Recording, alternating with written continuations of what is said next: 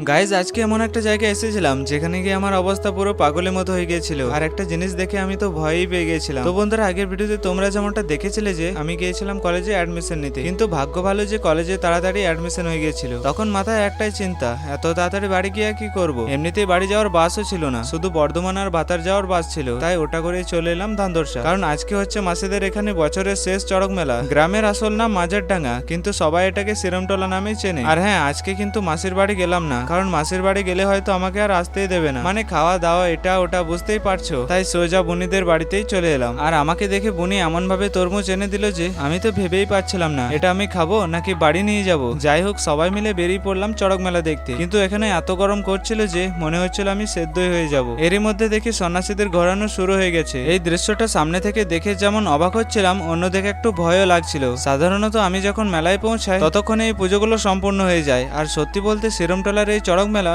আমি first time দেখলাম। তো তোমাদের মধ্যে কে কে এই মেলা এসেছিলে কমেন্টে অবশ্যই জানিও। এরপর মনে হলো মেলা থেকে বোনের জন্য কিছু নিয়ে যাব, কিন্তু তেমন আর কিছু পেলাম না, তাই মাথা গরম হওয়ার আগেই আইসক্রিম খেয়ে ঠান্ডা হয়ে গেলাম। সত্যি বলতে এই ধরনের মেলায় আসল মজা হয় রাতে, আর এখন যেমনটা দেখছো রাতে কিন্তু মেলার ধরনটাই পাল্টে যাবে। কিন্তু আমার আবার রাত জাগার অভ্যেস নেই, তাই চুপচাপ বাড়ির দিকে রওনা দিলাম।